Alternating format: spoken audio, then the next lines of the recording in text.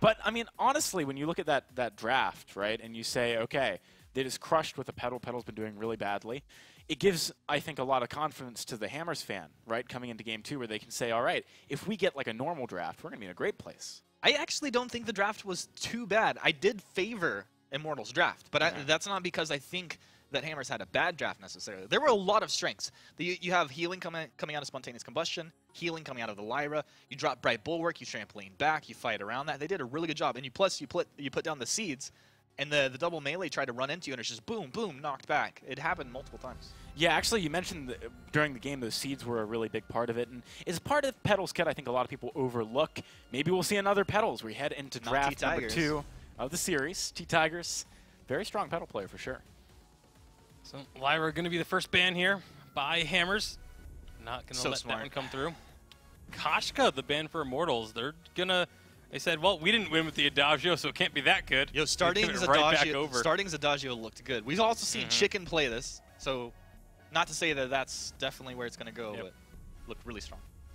Immortals, what do they want to answer here? I mean, obviously they can't pick themselves up another healer. Fortress could be a strong option. It's been a typical response. It is going to happen. And, of course, Immortals, one of those teams, like I was saying before, very, very strong Fortress players on their side. We'll see if Immortals allow the Ringo to go through here. Obviously, Starting All Over loves Ringo. Anytime he gets his hands on it, he seems to just always perform. All right, bans for the second rotation being thought about here. Immortals, what do they want to take away? What don't they want paired with that Adagio? What don't they want against their Fortress? Maybe a Vox ban if they feel like it might go as captain? Yep. It would also work very good for them if they could pick it. And I say that, and then I hesitate, because Adagio-Vox lane matchup is really tough, especially with the Fortress. But compositionally, team fighting-wise, a lot of strength there. And I think the team fighting has to take a little bit of precedence here. We saw in that last game, the laning phase did not last very long before it was full-on team fights. Maybe they shouldn't draft a team fighting comp based off what I saw last game. Just pick what you can 1v1 with. Immortals going to take away the Flicker. Interesting. I mean, Flicker's definitely shown some strengths, but not a whole lot of teams are really playing it. Well, what's cool is, like, the Flicker into a Fortress really doesn't provide much defensively.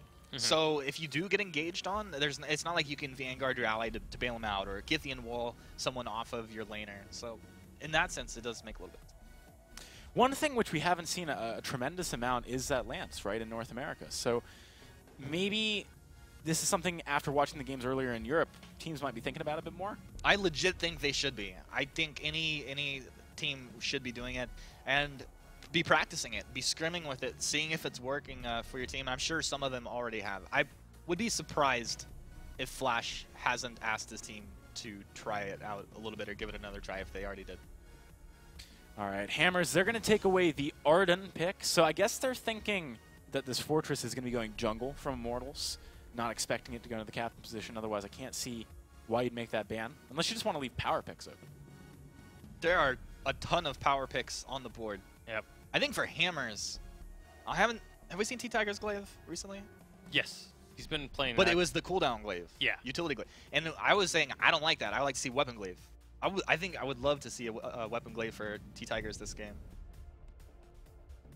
I don't think there's anything stopping him, right? I mean, unless Immortals just pick it up here. Yeah. I want to see T-Tigers on the Weapon Glaive, and I want to see Starting All Over play a Celeste.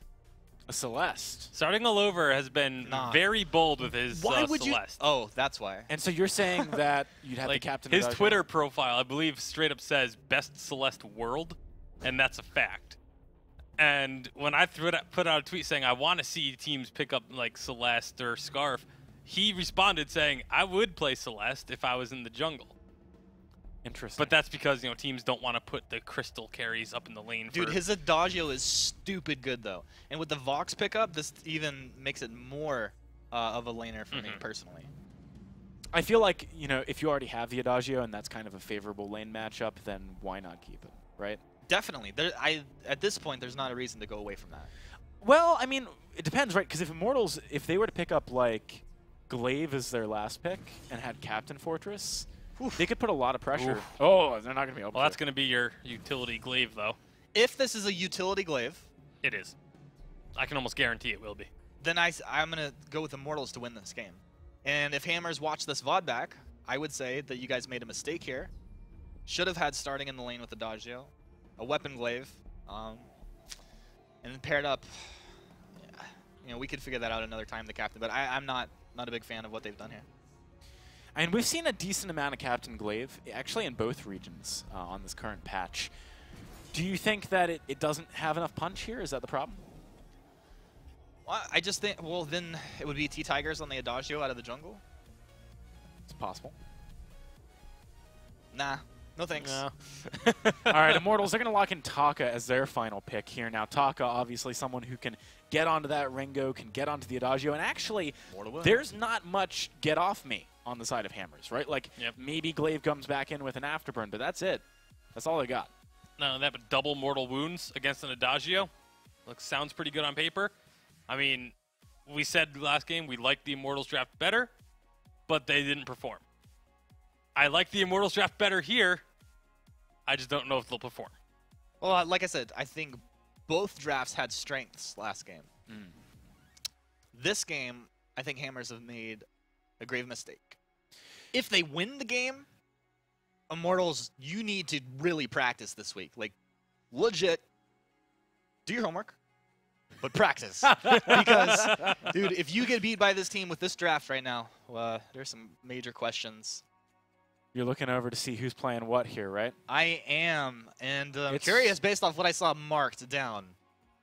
We'll see. I don't put this any is stock. If it's the I utility do not lane. put any stock in what the players mark as like weapon, jungle, or captain, or anything like that, because they really like to just mess with the casters and spectators when they do that. True that. All right, so predictions for this game. If it's a utility glaive, I'm going with Immortals. If it's a weapon glaive, I'm going with Hammers. I just think based on that previous game, Hammers just looked so much better than Immortals did. I am going to stick with Hammers. All right, let's see what happens, ladies and gentlemen. Throwing it on over to Dalcy and Excoundrel.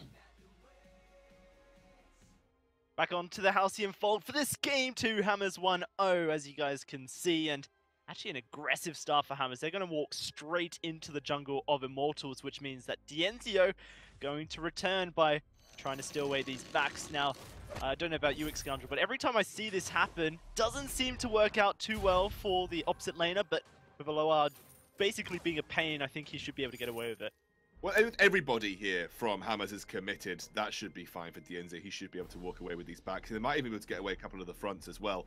I think they did this again to alleviate some pressure on Glaive early, because if this is, like we think it's going to be, a utility Glaive, and the fact that he's picked up an Oak Heart does kind of lend itself to the or you know, he's picked up some health that kind of lends itself to that it could be a utility Glaive going down that Storm Crown, going then towards an Aftershock.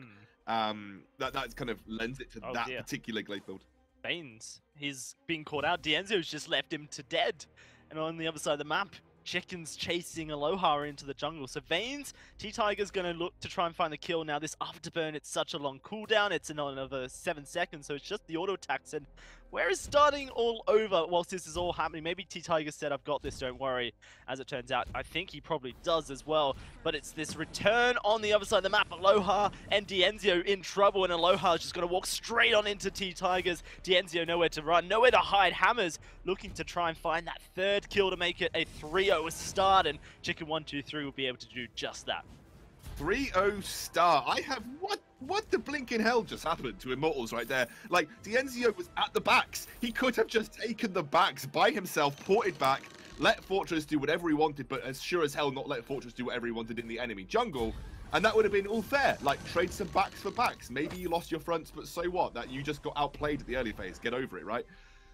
But I think, you know, this is great aggression from Hammers, because they want to alleviate the fact that this utility Glaive has a really poor early jungle. You can be very heavily punished by the likes of Taka. And I think that's kind of what we're seeing here. Hammers being overly aggressive, kind of alleviating some of the pressure on this Glaive, allowing him to get a little bit closer towards that Storm Crown so he can farm a little bit more frequently. Oh, we got some more action happening. Yeah, a little bit low in the lane. Starting all over, seems to be fairly happy now that Chicken 1-2-3 is here to heal him up.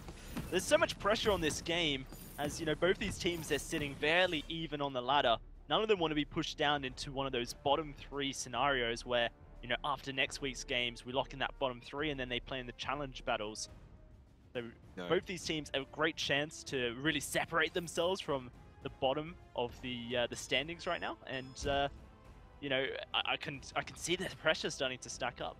Hammer's been doing a great job though, especially early on here. Aloha doesn't even get that forward creep, but gotta give credit to Aloha. He has responded to the aggression of Hammers with a lot of his own aggression. I mean, they're basically living in each other's jungles right now. I have no idea. They basically said, okay, Here we go. let's just trade sides of the map, Dalsy. Looks like they are moving towards this lane though, and actually Immortals are just going to back off themselves.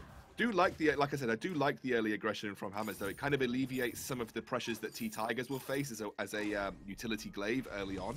And that is kind of where I expected Taka to try and exploit this glaive. But by doing it the way that they've done it, T-Tigers is in a really solid position. Not only T-Tigers, starting all over, has almost a 20 CS lead over his laning opponent, Dienzio, at just 4 minutes. Like, this is insane stuff because every time they clear the wave, they head into the opposite jungle. You know, and T-Tigers, he's dealing with Aloha on the opposite side of the map every now and again, so starting all over, he's just clearing out the fronts, the backs, and everything. This Ringo is almost like hyper farmed. Yeah, he's doing it really. I mean, obviously he got a lot of the enemy jungle as well, so they kind of shoveled some farm onto him on some of their early aggression, and actually we saw Chicken and starting all over head into the enemy jungle by themselves also. So they are kind of shoveling a lot of farm on starting all over here. Tigers already has some. Look at this super early rotation. They just take the turret straight up, 4 minutes and 40 seconds, and where are Immortals? Aloha, he's doing his Elder Tree, or doing his tree, and he's about to find a bit of, you know, fun times as Tigers says, hey, tries to steal that away. I wouldn't call potentially face checking the enemy team a fun time, to be honest, Dalsy. I don't know what you do in your solo queue games, but I certainly don't do that as a fun time. I feed, man. You know that. We've well, you are an Idris main, mate, so yeah, you do. Says it all. But yeah, no, this is an incredible start. You know, Hammers have gone away. They've really worked on their rotational ability, their macro play, just trying to make the early advantages for them so much greater just through their map movement.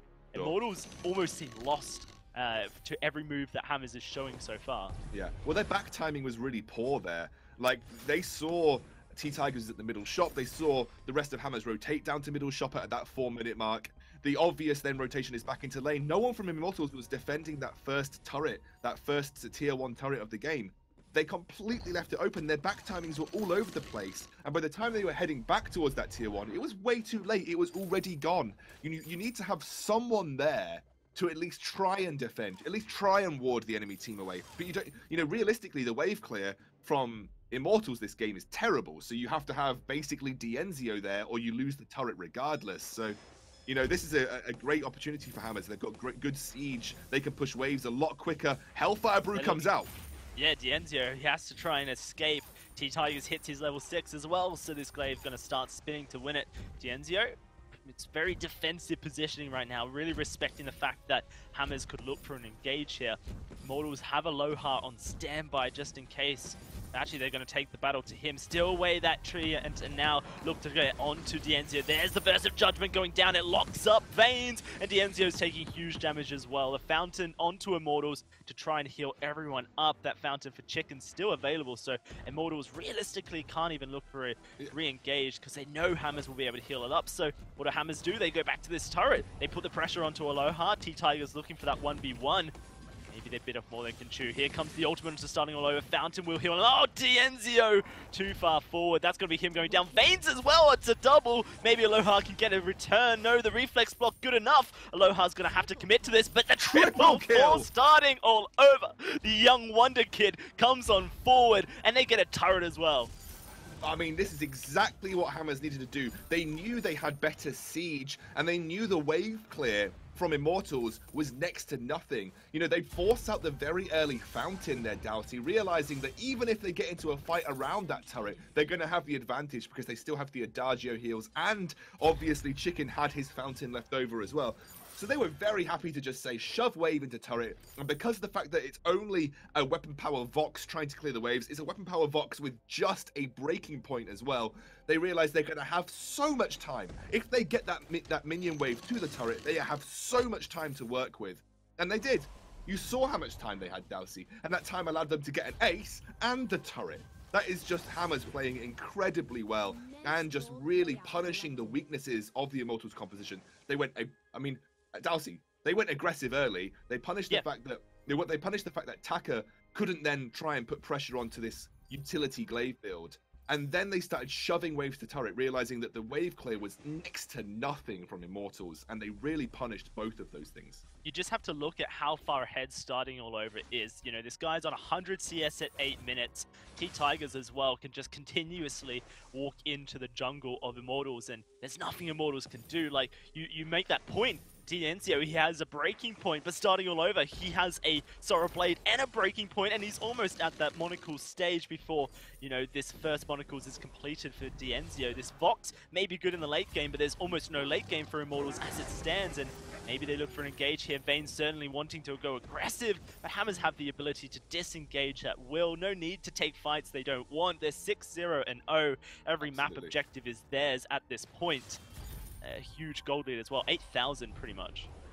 So Immortals are kind of suffering with the same syndrome that they had last game, which is they have to be the ones to force the fight with the Fortress. Tigers, look at this. Aloha just caught out in rotation. They're going to go for the fight here. Starting All Over, he spots Dienzio out, and it's just a one-on-one as T-Tiger's going to go in for the killing blow. Now Vayne's in trouble. The breaking point's at 14. Aloha, he's forced to just watch it all happen. This is going to be choke point turret taken at 9 minutes here at Scoundrel. I don't know what's happened this week, but Hammers have come and said, you know what? We're an entirely new team. We want to win the North American Vainglory split here, and they've just completely waltzed all over Immortals. This old Hammers Velocity side that is now Immortals getting taken down by this new one. Starting All Over, maybe in trouble, but no, he just turns it onto Aloha. T-Tigers with the kill, and Hammers can just walk away or re-engage. It's their choice at this stage because there's nothing Immortals can do. No, Immortals are completely, like, stuck for ideas at this point in time. They are kind of suffering, like I said, from the same syndrome they had last game. They have a captain hero that has one button, and that button is go, right? You know, Fortress does one thing, and Humanist summed it up really nicely. You pick Fortress not really for the mortal wound, not really to reduce healing. You pick Fortress because it is a hero that will get your fairly immobile carries and your mobile carries to the place they need to go quicker, which is to the backline of the enemy team. If you're trying to peel with a Fortress, and this is kind of why I'm not sure I particularly like the Fortress pick, just because if you're going to pick a Vox, your late game plan is peel, right? Your late game plan is allow Vox to peel or stack on the front line. In this case, that happens to be Glaive. Peel for the Vox, get him to a point where he's got loads of breaking point stacks, then he turns around and searches for the fight when he's stacked up.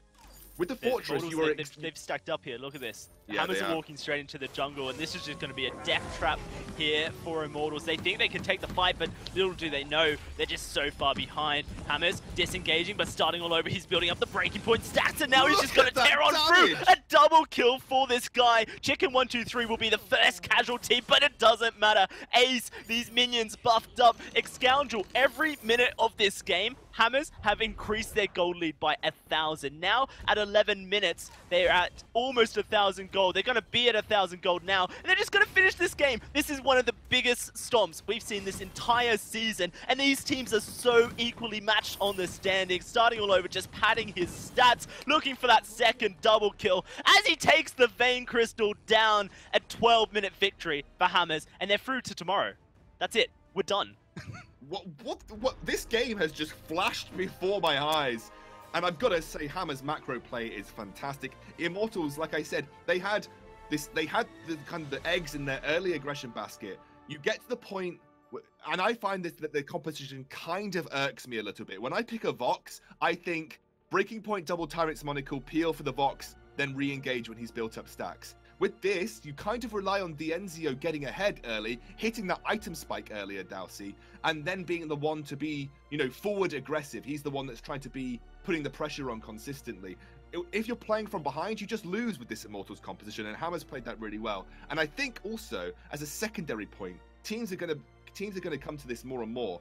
The ability to have good wave shove and siege is becoming more and more important in Vainglory. The ability to focus turrets, the ability to take neutral objectives through superior wave control and exploiting poor wave clear is something that I think is going to become more and more relevant. Hammers did it really, really well this game. Wow, Hammers have just taken Humanist's words and said, mistake, what mistake? We are just going to roll over everyone.